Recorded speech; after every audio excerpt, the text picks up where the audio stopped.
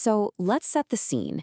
You've got this mega entrepreneur, Alex Hormozy, a guy who's built an absolute empire.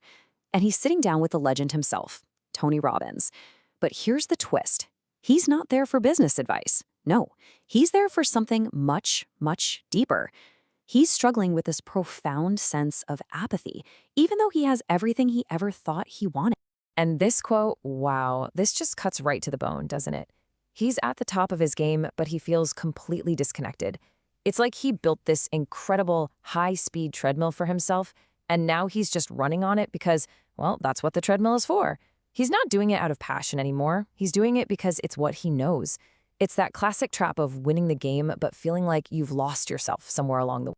And this really gets us to the heart of their whole conversation, what we're calling the high achiever's paradox. It's a trap that so many successful people fall into. They absolutely master what Tony Robbins calls the science of achievement.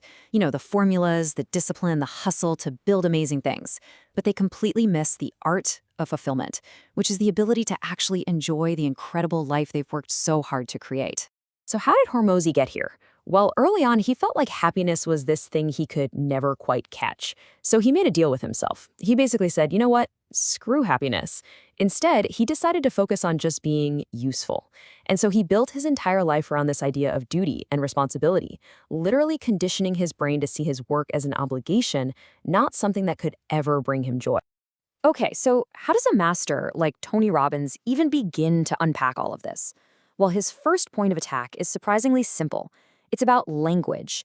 He makes this powerful argument that the words we use don't just describe our lives, they literally create our reality.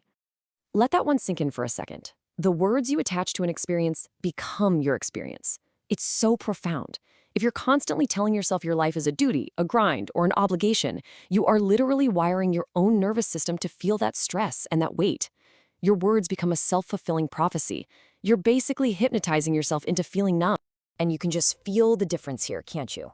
Look at the words on the left. Duty, suffering, have to. They're heavy. They feel like a burden. Now look at the right. Opportunity, joy, get to. It's a completely different energy.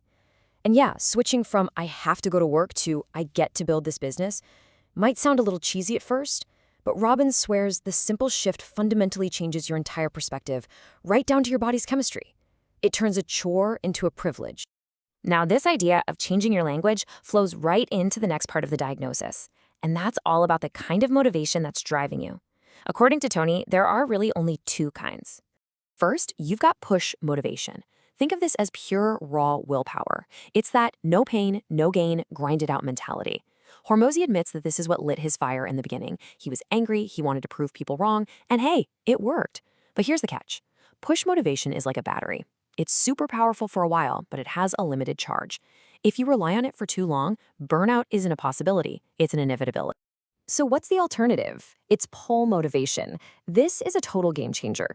This is when you're not forcing yourself to move forward, you're being drawn forward by a vision, by a mission that's so much bigger than you are. This, Tony argues, is like plugging into a power grid. It's a source of almost infinite energy because it's not a chore, it's what you feel like you were put on this earth to do. All right, so we've looked at language and motivation. This final piece of the diagnosis goes even deeper.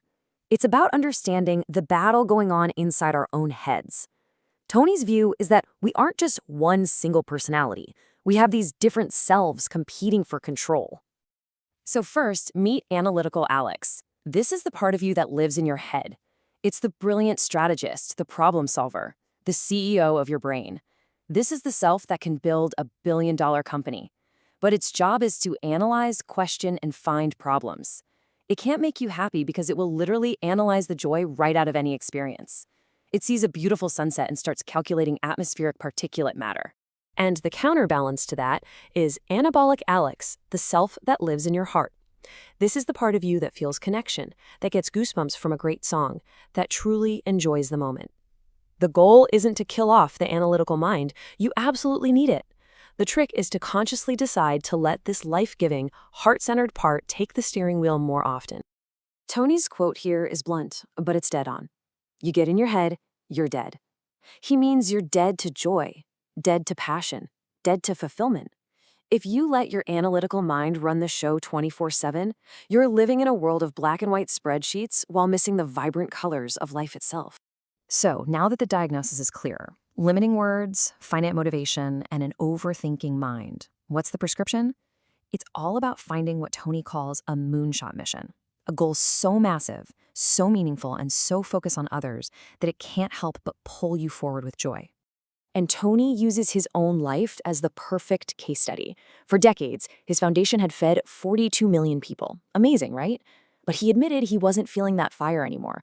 So he set a goal that was completely absurd: feed 1 billion people in 10 years. That goal was so huge, it forced him to reinvent his whole approach and completely reignited his passion in a way that just making more money never could. And, get this, he did it in 8 years. And this brings us back to Hormozy's problem. This is why he felt absolutely nothing when he wrote those multi-million-dollar checks to charity. It was a transaction, not a transformation. There was no emotional connection.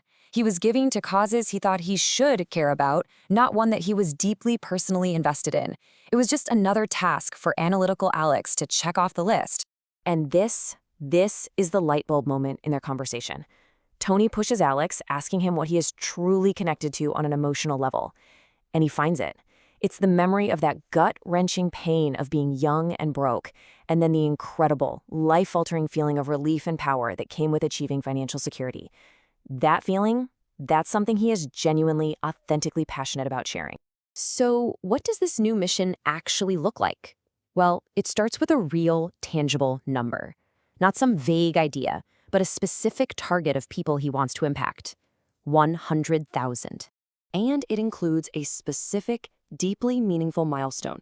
He wants to help those people reach the exact financial number that for him was the turning point, the number that took him from just surviving to actually thriving: $100,000.